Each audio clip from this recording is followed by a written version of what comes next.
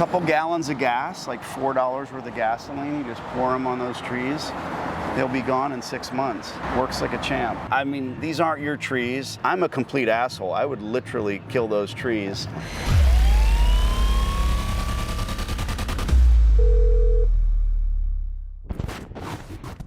If you're like me, you want to learn from people who have been there, done that. You want to understand that you are ingesting information from someone who has the knowledge, who is not bullshitting you.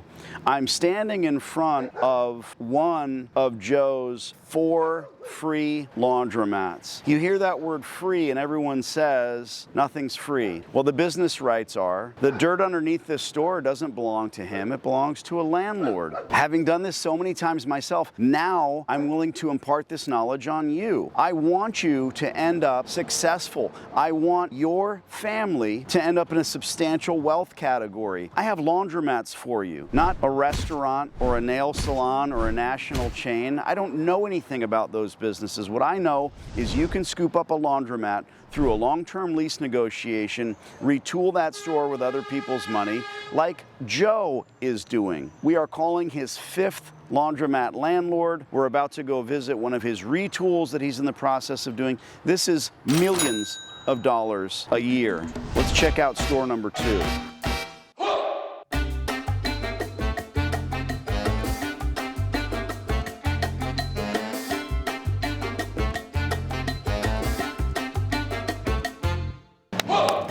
Got him.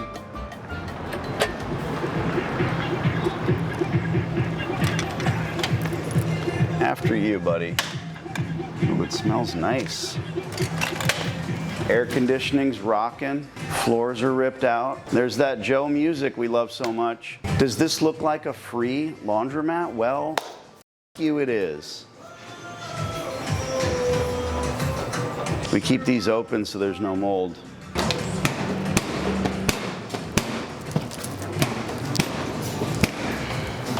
It's gonna freak everybody out. Love the stainless wainscoting. Keep the walls from getting messed up. Absolutely brilliant in here.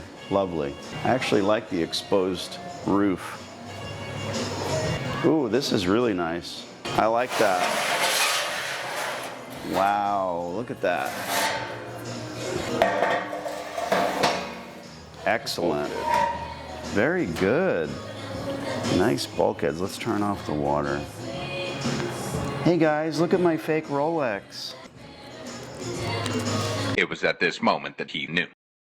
There's dog shit right there.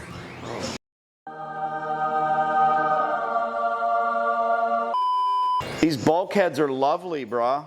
Absolutely lovely. I have something for you. So you might have heard this before. This is Silver quarter. a silver quarter from my locations, and it is my gift to you and a congratulations on your... Thank you, sir. I'm not going to give you 4 of them, Okay. but you get that one. What year is it? That is a 1945. Damn. She's beautiful. Yes. I love it. That's part of the joy of having all cash stores. So you'll Silver. probably find a few silver quarters, yeah? Yeah. So in this store, the coin counter over there, it has a discriminator. So Get out. It'll pick them out. Oh, Yeah. wow. It's awesome. I'm sure you know this, but you can hear it when you dump them in. You can hear it, and then you look through and you see the white one. You can pick them out. Yeah. But that machine, I don't even need you to bother. Just dump everything in, hit the button. When I'm done separating, because we have dollars and quarters. Yeah. So when I'm done separating, just open the reject bin, and there's a few gnarly ones, but then you'll see a white one. Or two. I assume you're getting fewer and fewer silver quarters now. I get very few, yeah. Yeah. But they come through. I had 2 rolls once in 2 machines right next to each other. Good God. And the assumption is somebody either raided grandma's piggy bank or stole rolls of quarters from someone's house. You have to think. Yeah. There's no way that they knew. They know what it is. When I worked at a bank 100 years ago, an old guy brought in rolls of pennies, And he was all heartbroken, and he said, those are all wheat pennies, every one of them collected. And he's like, they're only worth a cent. And sure enough, he had 2 stacks of them, and I took one out and snapped it on the edge of the desk. He's like, all wheat pennies. Yeah, worthless. This is so exciting. Let's talk feelings. Let's talk about how, I mean, you're probably going through some emotional shizzy because you just walked away from the JOB, and we talked about that. Yep. But how does, there's poop right there, by the way. There's just a little bit of poop. Richard, Dog somebody brought their dog in. The dog defecated. didn't leave entirely. Thank you. Sorry, I was about to back up into it, and Danny pointed it out. Thank you. Appreciate it. You're a good man, Richard. What's the long-term goal? So, To be happy, right? yeah, that's Are you truly happy, the Joe? end result. I am, very you much. happy? I spend, a couple hours in the morning, get down here, show my face, talk to the peeps, make sure everything's cool, which it always is, and if it's not, the fixes are easy. It might cost a couple dollars, but customers take care of it. And then I spend the bulk of my day, the entirety of my day, taking care of my family, which makes me amazingly happy. And I know there's a lot of people out there that have other priorities in life, but that's my priority. So that just, that makes me happy. If my priority was driving race cars, that's what I'd be doing. But, I love taking care of my family. So, Yeah, awesome. Laundromats do that. yeah, they open up a lot of options. You can spend as much or as little time as you want, and that's the reality of this. When people start looking up absentee or turnkey businesses, it's not that. Yeah. And I never claimed it was, never talked about it, but if you set them up properly, like you said, motivate the employees, off you go. And if you need to take a day or a week, how does that look for you? If you need a week out of town, what do you do? So my stores have all been set up a little bit different, and the other store that we were just at, my first store, I could walk away from that for the full week, and I literally nothing. It doesn't look like anything. I just do it. Then this location, it is more dependent on the coin. It is dependent on the coins, and it doesn't have as long of a leash. So I just would need a trusted person to come in and take the coins out of the machines, get it back into the changer. I could do that. I have a few people, and one collection should get me a week easily. And then the big store, that store currently uses coins and cards both, but it has enough capacity that I could probably get a week if the person who's taking care of this store, if I wanted to make sure, have them also hit up that store, do the same thing, take coins out of the machines, drop them in the changers, and yeah, I can get a week. You talked about your goal in walking away from the JOB. I think it's highly intelligent to say, well, I have to work on my vocation now as the laundromats. Where do you think you're failing in that? What can you do better? Because we all know our shortcomings. Yeah. It's not always easy to rip the Band-Aid off and talk about it, but... Yeah. Sometimes I don't have a high enough standard of spending the time to fix minor issues. We have a dryer over there that something's a little wrong with it, and I know if I spent an hour or two, figured out what was causing the issue. It's not the wheels, it's not the belt, it's something else. I gotta figure that out. But I know that I have the capacity. I know that nobody's not able to dry, so I've been kicking that can down the road for a couple of weeks.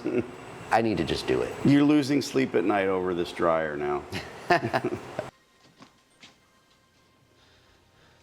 You're creature of the night, Michael. I am not, and maybe I should be, because I can say, while there's excess capacity and we're okay there.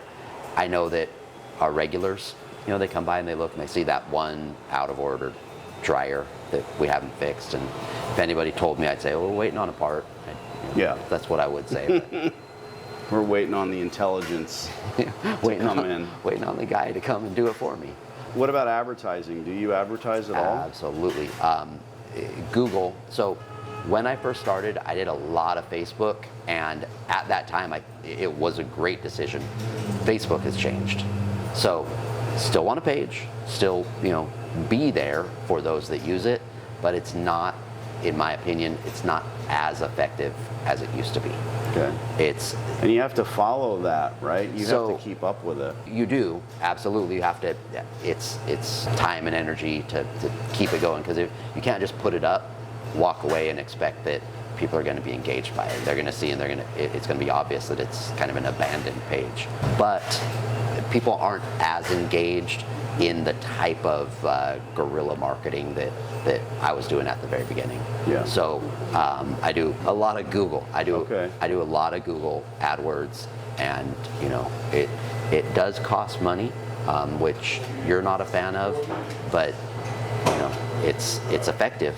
Yeah, It gets if it people works, in the door. Far too many operators do nothing. Yeah, that's a bad plan. Yeah, and that's the guy let the guy across the street do nothing.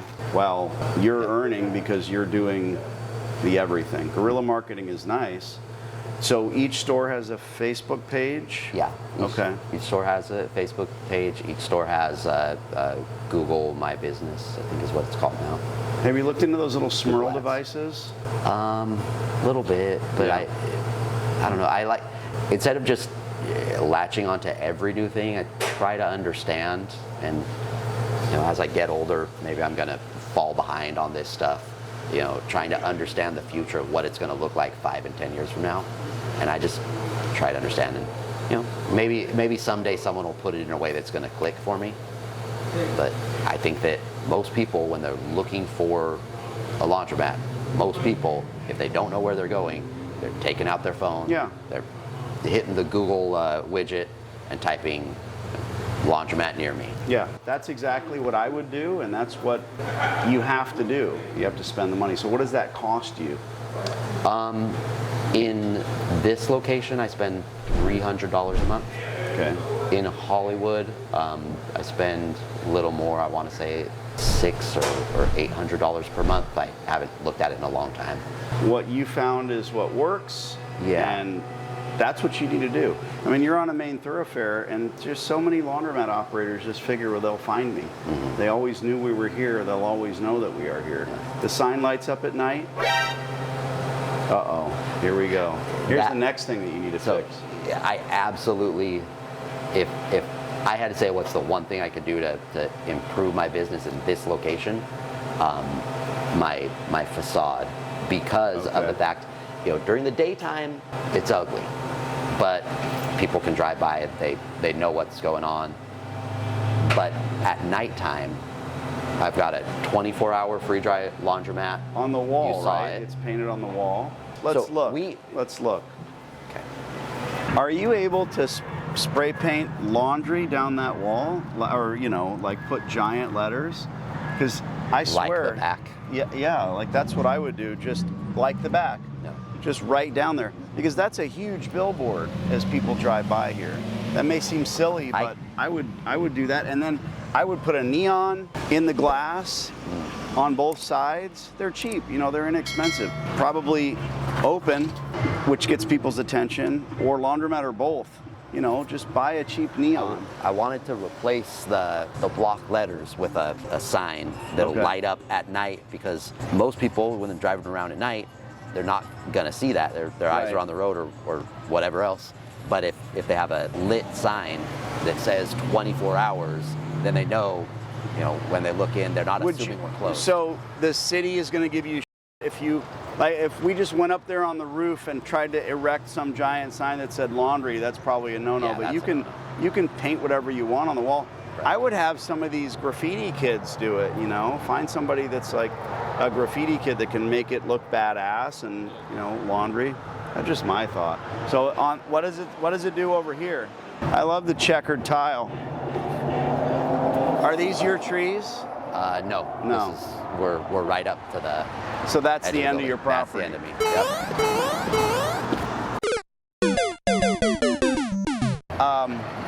Couple gallons of gas, like $4 worth of gasoline. You just pour them on those trees. They'll be gone in 6 months. Works like a champ. Bruh. I was gonna say, honestly, that's a shame because, again, as people come down this way, you gotta, sometimes, I was talking to Eric, you have a dude that has a donut shop, and he gets up at 4 in the morning, he goes to the donut shop every day, he makes the donuts. They're great donuts, he's really good at his craft, and he's supporting his family for 20 years, then all of a sudden business starts to drop off. He's clueless. What is happening to my donut shop? A year later, he's about to lose his lease because he drives to his donut shop the same way every day and he goes in and makes the donuts. Well, finally, he decides to go a block in the opposite direction. He sees that there's not only a national chain, but also another small boutique donut maker that's popped up. He never knew that, because he's so narrow-minded and so focused on what happens inside the donut shop. Yeah. So, I mean, you know, these aren't your trees. I'm a complete asshole. I would literally kill those trees. And they'd say, oh, well, if they don't see it on YouTube, you know, what happened to our trees? Hey, you know what? That's kind of an eyesore. I'll happily pay so we can get those stumps removed. Because that would be nice if it wasn't for the trees. Because that's your building. Yeah. Actually, dude, you have all that space back there, too. Yeah. So we could stand out here on the corner and interview people, and I'll bet if I'm sitting here at this light and I'm the 4th or 5th car back, I might not notice that. Yeah. I would paint laundry all the way down there in giant block letters. That's I just a great would. idea. Yeah. I just would. And the city's not going to give you any grief about it. We're It may allowed to seem paint the silly, building. but yeah, you and I could do it. You know, you go out there and block it out and roll it with black paint and be done with it. Trying to help. Idea. I like it. I like that idea. Yeah, good. Let's look at the lint. I want to open one of the lint traps up. Okay. You're in big trouble, Richard. We're going to do a lint audit right now. Let's see what is in the lint trap. Do you ever find anything interesting in the lint traps? Coins mostly. Coins? Mm-hmm. All right, you pick one. Let's open the lint. Let's see what we find. Actually, Richard's in trouble if there's a lot of lint in there, right? Oh no! It absolutely All right, is. let's go. Drum roll. All right. What do we find in it? Wow. Let's see how Oh my God. How does he act? What is it? What is it? It's a $100 bill. Wow. That's Check that amazing. out. Can you Caught imagine? in the lint trap. Amazing. I'm totally convinced that's real. Stop the cap. Ma'am, did you use this dryer? I've used it before. That's yours. probably from that was in there. It's definitely yours because I know it's not mine. Are you giving this to me, sir? Yeah. Thank you. God Use it. bless you. God bless you. Use it to do some wash. All right, layout, store layout. I mean, realistically, people ask me about that, and you're just kind of replacing the machines. It's really, you know, so the distributors will talk with you and be like, it's like for like. You don't need, we can say that it's that way, so you don't need permits like it's some big secret. And Right. then it's like, it's not some scam. I mean, we're pulling out 30-year-old equipment and putting in new equipment. It is like for like. Right. It's not like when you're at home, you're going to call the city of Phoenix or Cave Creek where I live, or San Bernardino and say, hey, I just bought a new washing machine. Can you guys come by and make sure I'm okay to install Make the sure new it's- one? it's You plugged just, in properly. Yeah, you just do it. Yeah. And what I was explaining is you might have a row of machines and the store hasn't been open for a few years. You probably don't need to buy that second row until the time comes, and then you can, you know, same drain, same water. Yeah, you can back the machines up and get away with that. So here's how this store went down. I was having distributors over. They were creating layouts, and essentially it's the same layout, just a machine mix, because Okay. you know they're just deciding or presenting ways that I can optimize the space. And we built this layout, and I was pushing back, try to get a different mix, and I wanted different, bigger machines, and blah, blah, blah. The distributor ended up creating a layout where to optimize the floor space and create a wide enough aisle everywhere. He was moving the bulkheads in the layout. And I said, yes, this one works. There's enough enough space, it makes sense. But then the problem is, because we're doing like for like, and because we're optimizing the infrastructure, that's what you have to do every time, the bulkheads didn't move. We couldn't move the bulkheads 6 inches over to make sure that there was an appropriate amount of space here. So while this does comply with ADA, I feel like we need to take these machines and put them over on the other side, because it's a little narrow. Yeah, these machines get used all day long. The last couple on that end get used all day long, but you get in the middle there and it gets tight. And when are those machines going to get used? Only when it's busy, because otherwise people are going to be using the end. And that's when nobody wants to go into the middle, because they don't want to get stuck in the middle. And we know that because when we pull the coin, this thing is heavy as and then the center, at least during the week, there's not going to be a lot of coins in there. And you've got $3 coins in the one in the middle. Yeah. So long term, I need to take this row, I need to flip it over to that edge and do a little folding table here or something, so that people can flow a little bit. Yeah, I like that. There's a lot of space here for folding, even here. I notice you don't do seating, you don't do Solomatic, you don't. Is that purposeful, or you just haven't gotten to it? No, so we had seating. If you look, you can see where they were mounted. They got mounted incorrectly, and they actually fell. So we took it out. They were old bases, so I'm gonna reorder new Solomatic to go all the way across here and add. Always single seats, because you don't want people coming in off the street and having a nappy. Yeah. You see new laundromat operators who put couches in the stores. It's like, oh God, The floors are brilliant. One of the things we always ask for in the lease, a little trick, is that the landlord's work, part of it will be to remove the tile. And we don't say what we are going to do, but we say landlord's work, removing existing tile to make way for our work. And they always think it's like $1 per square foot to remove tile, and it's $4 or $5 to replace it. But we don't replace it, we polish the concrete. So again, just a little tidbit where they're thinking, oh, all right, I'll happily remove it, but that removal is the hardest part in doing the concrete. Our job is. And this is what you do. If you've ever moved a single machine, you know that tile is the enemy. It cracks, it breaks, it's horrible. You go into stores that still have tile, and they always have these mix-match tile. Yeah, you can see where they changed equipment size. They got a little bit smaller, or right. Always that little. They have tile up to about 2 inches away from the machine, and then you see the concrete underneath. Have you reached out to the city about this? Building's been here a while. Yeah. I wonder if maybe there's some free money for you. You might be surprised. I don't know if you want to poke that bear either and start asking them about the laundry, but sometimes you reach out and you get grant money. They'll give you, I got a gentleman in Colorado who's got 6 or 7 stores now, and right on Colorado Boulevard, he had this old 50s store that was all brick building, and they gave him $250,000 to redo the facade. Just grant money, yeah. But I get it, well enough alone and all that type of thing, but you never know.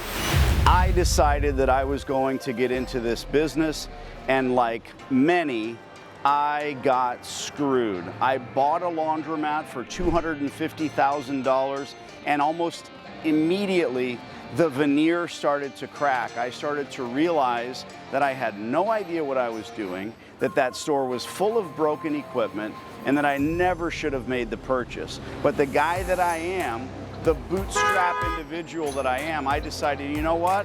I'm not going to quit on this. I'm not going to turn around and try to sell it like most people do. I'm going to make it work. The way that I made it work, well, I went after more stores. I started dollar cost averaging by building an empire of locations. How did I do that? Simple. Calling the landlord. I'm standing in one of those free laundromats with one of my students, one of my clients, Joe. And Joe has done it not once, but 4 times. And we're now working together on his 5th location. That's right. You meet someone that says, I work at McDonald's, well, you better be 16 years old. You meet someone that says, I own a McDonald's, that's impressive. Meet someone that says, I have a string of McDonald's stores. Jesus, that's Ronald McDonald. That means millions of dollars. I'm not into the franchise model. I want to help you become that multi-store owner. There is serious, substantial wealth in cash in laundromats, but you have a million questions. Come with me and allow me to answer those million questions. I wonder how we can do that together. It's not a book, it's a course. It's videos like the one that you are watching now. And trust me, I'm not trying to sell you anything. I'm trying to impart knowledge on you. And with me, the way that I operate, either get the course or for the love of God, do something else. That's the passion. You can watch all 700 of my YouTube videos, or you can catapult yourself to the end, the good stuff, the information that you need. You're going to find out in those course videos precisely what you need to do, how to put one foot in front of the other, and how to end up where Joe and so many others are. Can't tell you how proud I am when I walk through a facility like this and I'm able to put my hands on it and understand that I have helped to create yet another success story. And that success comes, like Joe said, in how he handles his day-to-day and how he's able to spend time with his family and millions of dollars.